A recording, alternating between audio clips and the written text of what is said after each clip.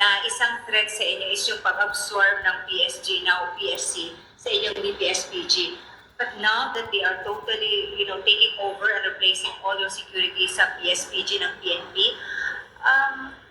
how do you feel about it, Amy? I'd like to hold comment dyan, ma'am. Kasi napapansin ko, base lang din naman sa balita, nagbabago-bago yung sinasabi nila.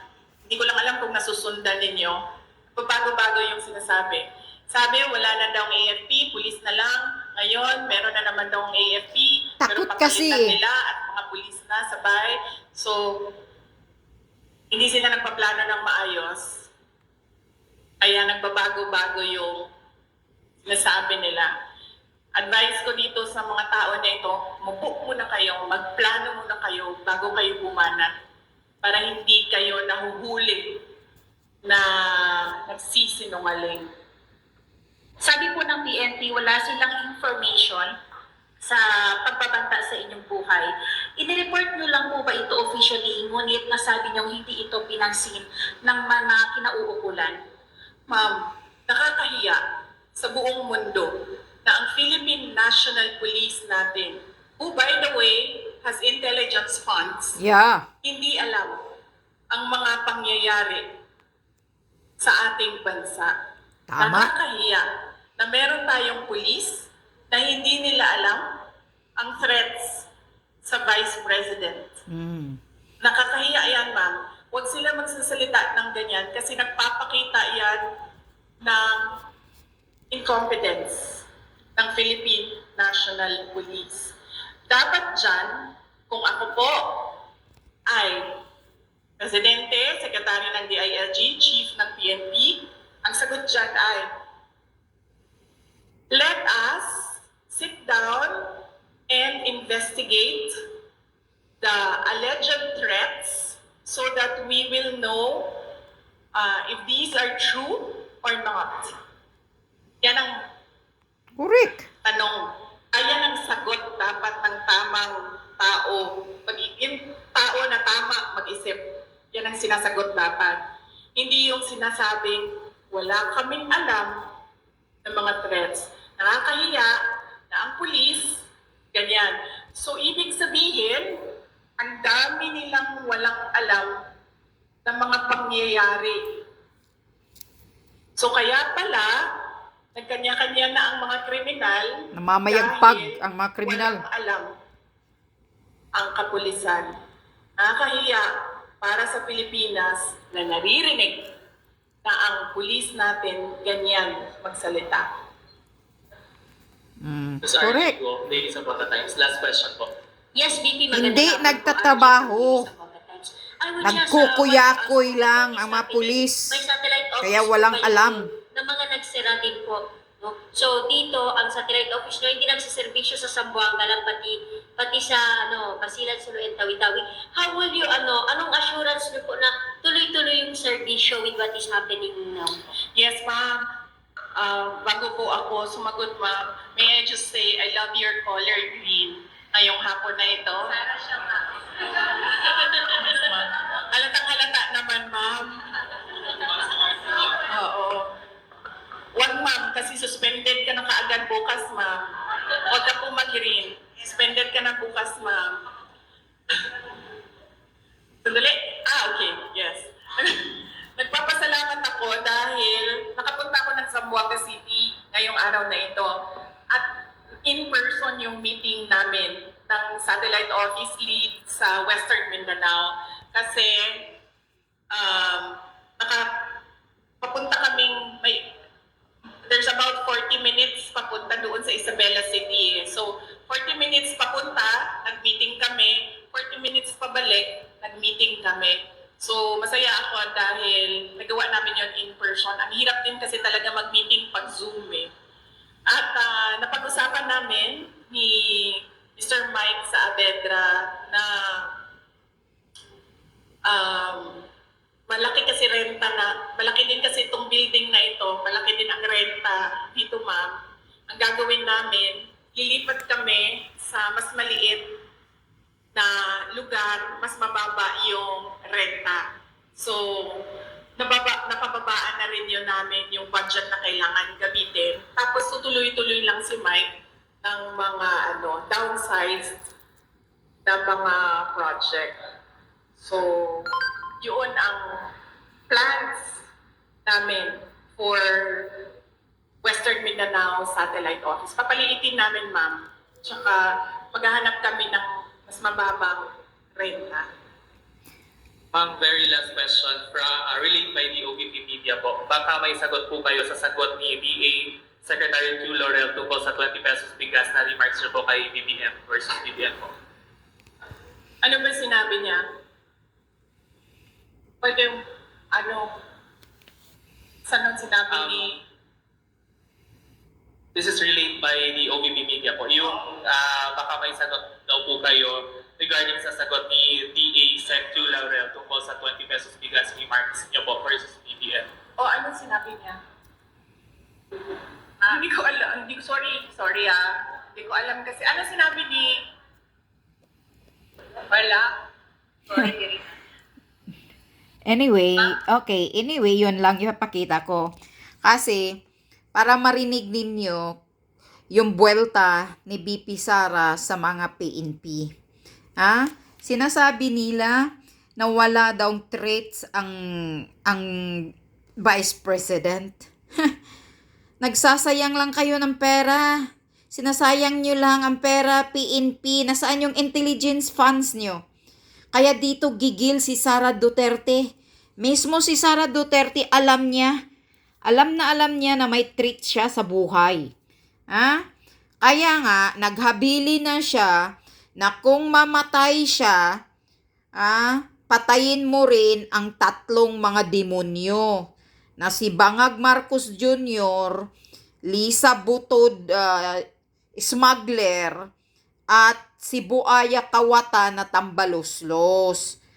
Kaya nga naghabili na si Sara Duterte ng ganyan dahil alam niyang may treat siya.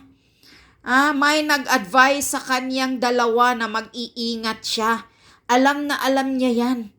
Kaya yun ang hinabilin niya sa sino man yung sinabihan niya na kapag namatay ako, kapag pinatay nila ako, patayin mo silang tatlo. Dahil alam niya. Dahil nangyayari pala, may nagsabi sa akin, na nangyayari pala na muntik na siyang tambangan doon na nagpunta siya sa Tacloban, Leyte. Noon yung birthday niya na nagpunta si BP Sara sa Tacloban daw, tinambangan daw ng dalawa. Aywan ko kung sasabihin ko na ba lahat. Dalawang ang nag-utos daw, taga Malacanang. Yun ang sinasabi sa akin ng aywan ko, hindi ko na lang ituloy ang nagsabi kung sino. Yun ang sinasabi din sa akin. Na tinatambangan pala si BP Sara noong birthday niya ba yun? Nang nagpunta siya sa Tacloban, sa lugar ni Tambaloslos, Tacloban, Leyte. Na may dalawa daw doon. Ang nag-utos, nasa loob ng Malacanang. Kaya nga, sinasabi ni BP Sara,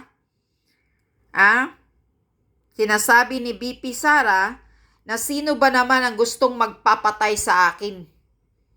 Kundi yang tatlong iyan.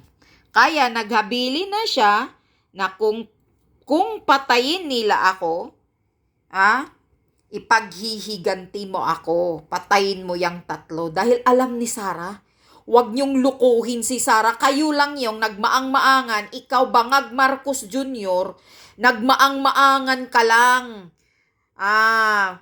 Plano nyo yan, nasa playbook ninyo yan, na ikaw, kunyari sa harapan, magmaang-maangan ka, magpakunyari ka, ng ganyan-ganyan. Lahat ng mga problemang kapalpakan mo, magmaang-maangan ka.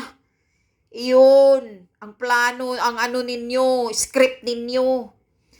Pero, sa likuran, imposible namang wala kang basbas. Imposible namang hindi mo alam.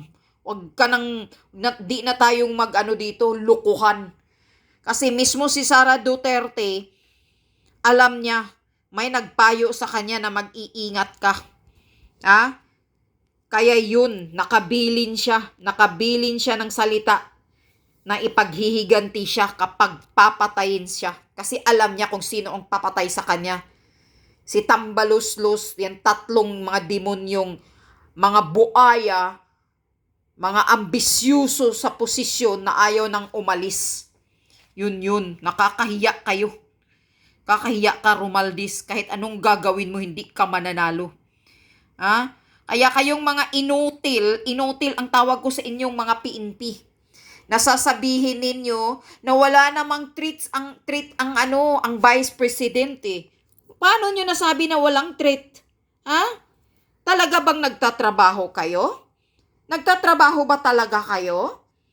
O pinagbubulsa nyo lang ang intelligence funds ninyo? Ha? Paano nyo nasabi na walang treat si BP Sara na mismo muntik na siyang patayin, tinambangan daw siya? Ha? Nung pagpunta niya doon sa Tacloban nung birthday niya. So paano nyo nasabi yan? Kundi kayo mga inutil. Or kung di, alam ninyo. Kaso nagmaang-maangan din kayo. Ganon ba yon?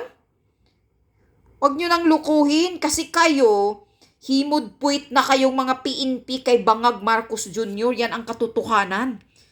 Puro na kayo dumidila sa kipay ni Lisa. Kaya wala na kayong alam kung ano ang nangyayari sa bansa. Mismo na yan. Si Sara Duterte nagsasabi na kakahiya kayo sa Pilipinas.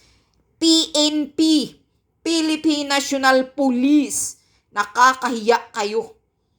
Kaya pala namamayagpag na ang mga kriminal dahil wala kayong alam. Nagkukuyakoy lang ba kayo sa kangkungan? Kaya wala kayong alam? Hindi talaga kayo nagtatrabaho, di ba? Kasi konsentidor itong presidente ninyo. Kahit pa mag-hit-hit kayo siguro, wala naman siyang pakialam, itong presidenteng Bangag. Di ba? Yan. Ganyan ang Philippine Police. Walang alam, nakakahiya sa buong mundo. Yan ang sabi ni BP Sara. What a big shame to the organization of the Philippine National Police who know nothing about the treat. Na may treat and ang Vice President. Or baka naman, BP Sara, sinasabi lang nila yan na wala silang alam, wala kang treat. Dahil gusto lang nilang magmaang-maangan, gusto lang nilang magbulag-bulagan dahil may utos sa taas. Baka yun. Gusto lang nilang i-ignore ang treat sa buhay mo, BP Sara. Dahil baka may utos galing sa taas. Kasi magaling sa utos, magaling sa fabricated. Sabi pa nga ni Maharlika, napakagaling gumawa ng kwento at mga fabricated yung si Lisa Butod. Yun. Kaya dapat lang yun, protektahan mo. Anyway, BP Sara Duterte, huwag kang mag-aalala kung tinanggalan ka ngayon nila ng mga security, ang mga PNP, ang mga sundalo. Tinanggal ng himod-puwit na browner, ang mga security mong sundalo, mga militar. Huwag kang mag-alala, BP Sara. Nag-volunteer ang mga MNLF. Tumawag ka na ng MNLF. Huwag mong tanggapin yung mga pulis na ibibigay sa iyo na mga security mo na hindi mo mapagkatiwalaan.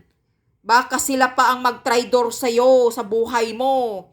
Kaya huwag kang magtiwala sa kung sino-sinong mga PNP na bibigay sa iyo na security mo. Mahirap nang magtiwala ngayon. Mabuti pang magtiwala ka sa mga MNLF. Yun. Doon ka humingi ng tulong kay Miss Wari. Kasi nag-volunteer na sila. Nahanda silang tumulong, maging security mo. Anytime. Pag tumawag ka lang sa kanila. Yan yun. Huwag kang magtiwala sa mga PNP na baguhang ibibigay sa'yo bilang security mo. Baka yan pa ang papatay sa'yo. Oh. Doon ka sa sa mga MNLF.